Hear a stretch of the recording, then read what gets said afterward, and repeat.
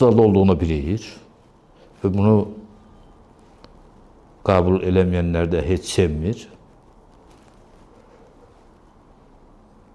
Təcrübədə həyatında, yəni məncə Rauf Arif istedadının çox kiçik bir hissəsi, kiçik bir payı reallaşıbdır.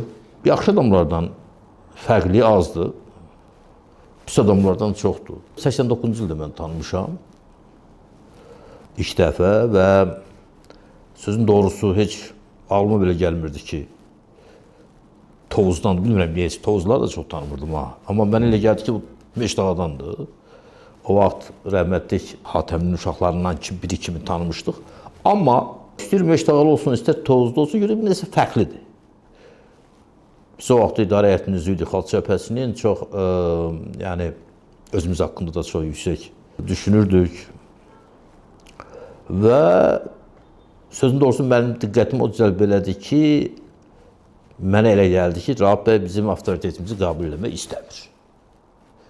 Bu da bir fərqlilik idi və sonra Rəsulzadədən diskussiya aparmağa başladı və ümumiyyətlə Xalq Cəbhəsinin bir növ tənqidi yanaşmağa başladı. O heyranlıq, sonra pərəstiş və yaxud fanat olmaq kimi yox, bu da bir fərq idi. Arxa çevriləsi adamdır və bizim ən ağır vaxtlarımızda da xeyrimizdə, şərimizdə Raufu tanımışıq. İkinci Rauf Arifoğlu yəni yoxdur. Həbsdəydik biz, daha doğrusu məhkəmə gedir.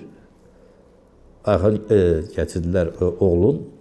O bu nəsə ata dedi və birdən Rauf bəy, birdən belə tam açıldı və danışır. Sən demə, səsin orada işdir. Yaxınlarımın dəfnində yanımda görəndə, şad günlərimizdə də yanımda görəndə, nərddə uzanda ən çox xatırladığım ən ağır vaxtlarda özünü itirməməsi olub. Mən özüm də heç itirmərəm özümü ağır vaxtlarda. Və o bayaq dedisə, fərqli və oxşar cəhətlər. Mən də ona oxşar, onda da mənə oxşar cəhətlər görəndə yadda qalır bu məsələlər. Bilirsiniz,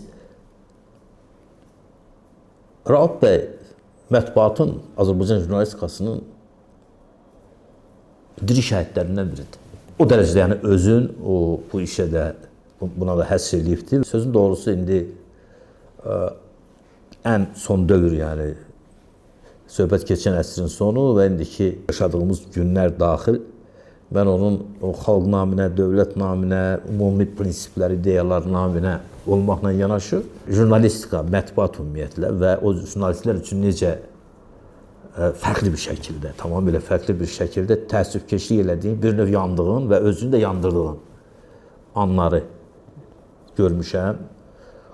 Onda tam fərqli bir, o heç yaddan çıxmayan Rauf Arifoğlunu da görmüşəm və əlbəttə ki, evində qonaq qəbul edəndə bizləri və övladın toyunda unudulmayan anların çox oldu. Adam özü kimi xatırlayırsa, deməli, bu da həmin şəxslə yaxınlığa dəvət edən bir məsələdir.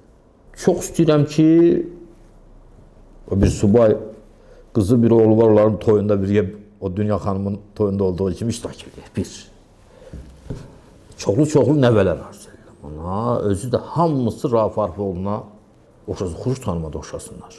60 yaş əslində çox deyil. Mən indi bunu hamımız, mən təkcə demirəm, bu rəhmətli Üzeyrin Hacı bəy məşhur söz olub, mən bilsəydim ki, 50 yaş sən demə, heç neymiş heç. Bu beşədə balı bu qədər eləməzdim. 60 yaş cavandır. Yəni biz indi 70-ə yaxınlaşırıq və bizim nəzərimizdə yox, elə doğrudan elədi və hələ Rauf Arifoğlunun yəni görə biləcəyi, edə biləcəyi, həyata keçirə biləcəyi, gerçəkləşdirə biləcəyi çox məsələlər var. Arzularını da indi azdan çoxdan bilirəm. İstər ictimai həyatda, istər şəxsi, fərdi, ailə həyatında həyata keçirə bilsin, qismət olsun. Allahdan təmənna edirik. Bir sir də deyim, bugün Rauf Arifoğlunu tənqid gətirən bir sıra addımları, əməlləri olur ki, onun müəllifləri digərlərdir, bir də mən. Amma heç kəs bilməyib ki, məsələn, bu və ya digər hansısa bir hərəkətə görə Rauf Arifoğlunu ki, möhkəm döşəyirlər, onun müəllifləri heç də onun özü deyil təkcə. Bunlar da yəni ki, təmizlənəcək və